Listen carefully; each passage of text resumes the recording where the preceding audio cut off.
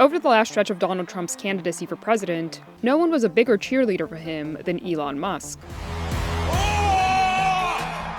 America's just not just going to be great. America is going to reach heights that it has never seen before.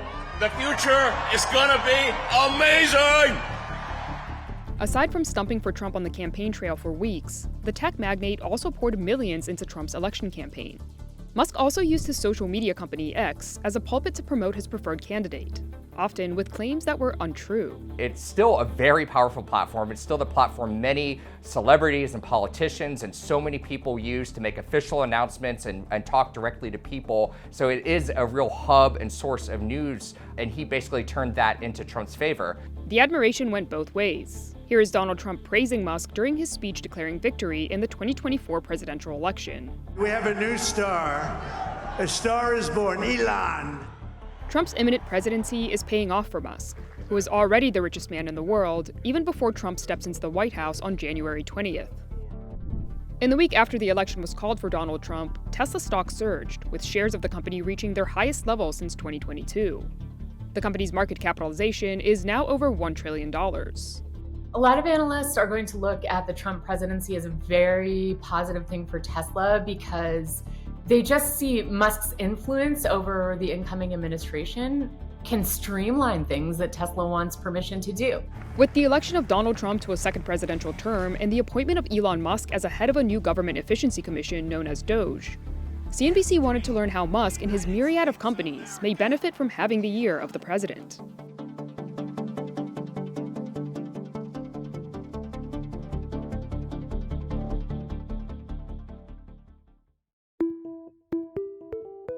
Elon Musk's business empire is sprawling and includes EV maker Tesla, social media company X, artificial intelligence startup xAI, computer interface company Neuralink, tunneling venture Boring Company, and aerospace firm SpaceX. Some of these companies already benefit tremendously from federal contracts. SpaceX has already earned more than $19 billion from its prime contracts with the government. Most of that business is coming from contracts with NASA and the Department of Defense, including like Space Force, Air Force, and others. Sometimes it's NOAA. But the federal government in the US is very, very reliant on SpaceX to go ahead with its launches, to put new satellites up for their various purposes, be it defense, be it environmental, and communications. Abroad, the US government has been paying SpaceX millions to make its Starlink satellite internet available in Ukraine. The company is also working on a military version of Starlink called Starshield for the Department of Defense. This vast reliance on SpaceX has caused some of SpaceX's rivals to object. In 2021, Jeff Bezos' Blue Origin sued and eventually lost a case where the company argued that NASA had unfairly chosen SpaceX as the sole winner of a contract to develop a lunar lander for NASA's Artemis missions. NASA has since also contracted with Blue Origin for the task. Still, with a favorable president on his side, it's not hard to imagine Elon Musk's SpaceX winning even more of these lucrative government contracts in the future. As the concerns about, a monopolistic relationship grow within that federal government, Trump isn't likely to slow it down. SpaceX is likely to earn out more than $5 billion a year over the next several years from federal contracts they've already kind of got locked down, and that could even grow. During his victory speech, Trump marveled at SpaceX's ability to retrieve the rocket booster of its massive Starship rocket, and praised Musk for delivering Starlink Wi-Fi terminals to North Carolina following Hurricane Helene. It was very dangerous. People would die. They had no communication. All the wires went down. I called Elon Musk. I said, Elon, you have something called Starlink. Is that right? Yes, I do. What the hell is it? He said, it's a communication system that's very good. I said, Elon, they need it really, really badly in North Carolina. Can you get it? He had that there so fast, it was incredible. Tesla has also benefited greatly from government support, mostly by taking advantage of existing EV policies like automotive regulatory credits, which are issued to companies that make low-carbon or no-carbon emission vehicles. Regulatory credits made up about 60% of Tesla's net income in the second quarter of 2024, and about 39% in the third quarter. In total, the company has reported about $10 billion in sales of environmental credits since 2015. While Trump has often promised to dismantle existing green energy subsidies and programs, he may not have the authority to single-handedly dismantle carbon credits, as many carbon credit markets are state-run. In addition, many clean energy projects enjoy bipartisan support, 80% of the funding from the president's signature bills, the Inflation Reduction Act and the Bipartisan Infrastructure Law, have gone to red districts represented by Republicans. It would be political malpractice to undo those opportunities. Where Trump may have more power is nixing electric vehicle tax credits, offered to those who purchase EVs, and eliminating grants for the build-out of electric vehicle charging, which Tesla has also benefited from. In a post on X in July, Musk was adamant that Tesla doesn't need subsidies, and that removing them would only help the company. Some industry insiders agree. At the end of the day, Tesla is the best position versus all the automakers, including the legacy automakers on EVs. You know, they have the biggest scale, they have the lowest costs, they have the highest margins to withstand an environment where, let's say, Trump pulls a majority of the incentives. Musk and Tesla are now focused on autonomy and bringing robotaxis to market, a goal that still seems years away. Tesla's still really grappling with development of that technology. They have never made a vehicle that's safe to drive without a human at the wheel ready to steer a brake at all times in an uncontrolled environment like the public roads. The Trump team is reportedly planning to prioritize federal regulations around self-driving vehicles in the US, which would be a boon for Tesla.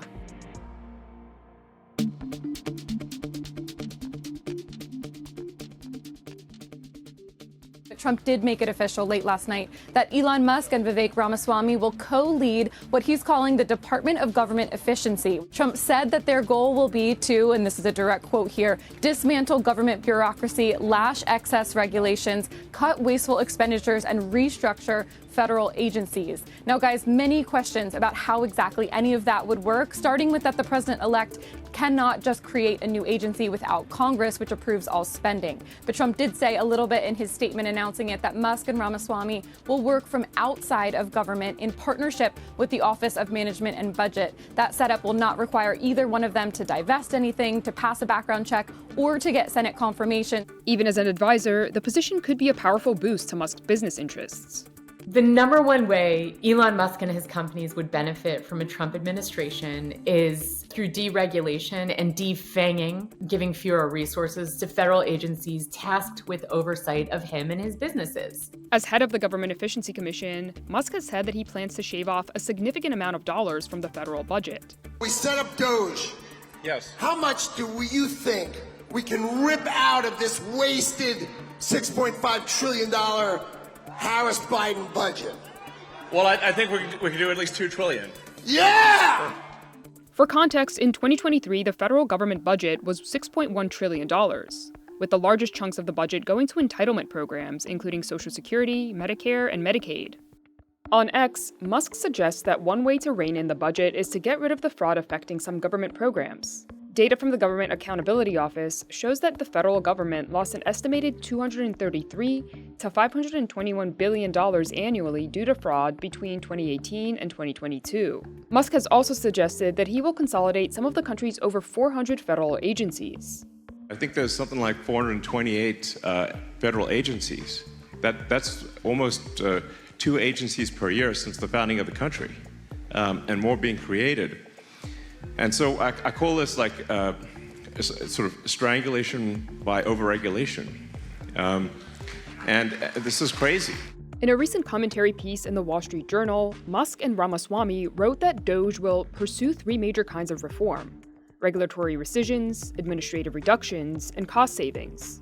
The commentary went on to say that many existing federal regulations were never passed by Congress and should therefore be nullified, which President-elect Trump will be able to do by executive action. Meanwhile, cutting expenditures like the $535 million a year that goes to the Corporation for Public Broadcasting, $1.5 billion for grants to international organizations, and nearly $300 million to groups like Planned Parenthood could deliver major cost savings, they said. The two also championed the large-scale auditing of agencies, calling out the Pentagon for failing its 7th consecutive audit. Musk here really has the opportunity to suggest to Trump that he makes cuts at federal agencies that could, in effect, directly impact how he does business. That includes the SEC, that includes the FAA and SpaceX launches, kind of cutting the red tape there, making it easier for them to launch without certain regulations and rules, including environmental protections. And then there's a National Highway Transportation Safety Administration. That is a big barrier for Musk's ambitions in robo-taxis. The agency has been a strict watchdog when it comes to the safety of Tesla's vehicles. This is a major recall Tesla is announcing after an investigation by the National Highway Traffic Safety Administration. Tesla is recalling 362,000 vehicles. Tesla shares taking a leg lower late today after the National Highway Traffic Safety Administration found a critical safety gap in its autopilot system. Meanwhile, testing standards for autonomous vehicles are done on a state-by-state basis, something Musk has said he would like to be standardized through a federal process, and Trump has said he will support. Musk has said that he wants to get the DOT to instate a federal motor vehicle safety standard that would allow you basically like a super pass. You know, you just meet this one standard and then you can use your robotaxis anywhere in the country. If Tesla can get a favorable environment around the government talking to the states about making some of these full self-driving more available, that can move the needle. Just to put some quick perspective on it, within a few years, there'll be about 10 million Teslas on the road. Half of them get it. That adds $6 billion in their net to their net income. That would increase it by about 35%. This is a huge lever. Elon Musk has frequently blamed government regulation for stifling innovation. A bonfire of nonsense regulations would be epic. Yeah. More lax regulation could also help Musk's newer companies. As far as what's going on with X and Twitter, that piece is that there's probably a benefit just around his ability to continue to grow that platform, just kind of in a more free speech type of world. And lastly, don't forget about X.AI. I mean, the whole AI piece, this potential around some regulation around AI that diminished today. And I'm stretched to try to find out how this could play out negative for Elon. A weakened regulatory body might also bolster Musk's fight against the numerous probes and investigations he and his companies are facing from federal agencies. There's somewhere in the ballpark of 19 or 20 federal probes and lawsuits involving Musk and federal agencies. There are OSHA investigations into safety issues at Tesla and SpaceX that are open. There's an EEOC civil rights investigation into Tesla. They believe that Tesla allowed racist discrimination and retaliation against Black employees to happen for years. The Labor Board is investigating SpaceX for possible alleged retaliation against employees who spoke critically of Musk with this open letter. Additionally, the SEC is investigating whether Elon and his brother have committed securities fraud. The EPA found SpaceX was in violation of the Clean Water Act in Texas, and he was livid about that, which delayed the Starship launches that he wanted to go forward with. And then you've got all the Department of Transportation safety probes. There are 4 open currently, looking into mostly safety defects around autopilot, FSD, and these partially automated driving systems that Tesla's had out on public roads. He's hoping that Trump will, force those agencies to wind down and abandon any probes, charges, litigation they were pursuing against him, against Tesla, against SpaceX, and so forth. Finally, Trump is also likely to back Musk's anti-union stance. Here's the president-elect speaking to Musk during the 2-hour interview on X in August. Well, you're the greatest cutter. I mean, I look at what you do. You walk in and you just say, you want to quit? They go on strike. I won't mention the name of the company, but they go on strike and you say, that's okay, you're all gone. You're all gone. So every one of you is gone. There was a thought, going into after that big union contract was won with UAW following the strike, that might trickle over and bleed over into Tesla, that the UAW can convince Tesla workers to do the exact same thing and unionize for the first time. Now that the election has been decided in Trump's favor, a lot of the gas in that argument has been taken out. Although Trump and Musk align on a number of strategies, it's unclear where Musk stands on Chinese tariffs, since he's changed his position in the past. The Chinese car companies are the most competitive car companies in the world. Frankly, I think if there are not trade barriers established, they will pretty much demolish most other car companies in the world. Tesla competes quite well in the market in China with no tariffs and no differential support. In general, I'm in favor of no tariffs. He's been very easy to criticize people home and abroad, except China, which is his biggest growth market outside of the United States. Tesla's been producing more vehicles there, and he needs the Chinese Communist Party to like him. One of Tesla's most productive factories is its Gigafactory in Shanghai, where they make cars and are also planning to make megapacks, these energy storage systems that are for, utilities or large-scale operations like businesses. They likely, under a Trump administration, won't be able to export those to the States. While tariffs could help protect Tesla from Chinese competitors, such a move could lead to disruptions to Tesla's automotive supply chain. Though Tesla leads its competitors in the number of domestic parts it uses, the company still relies on some materials and parts from China. And Musk's other companies could also be affected by global tariffs. A huge number of the AI chip tech that X Corp and XAI are using right now comes from NVIDIA, and NVIDIA's major manufacturing partner, TSMC, is based in Taiwan. It's unclear if Trump's tariffs will apply specifically to TSMC, which is already investing in building out manufacturing plants in the US. If and when a trade war, does break out again, Musk might stay out of it. It would behoove him to continue to stay out of any kind of Chinese-related politics, just like we see at companies like Apple and CEO Tim Cook there. They just kind of stay out of the conversation for fear of poking the bear because they're so dependent on those Chinese consumers buying their stuff.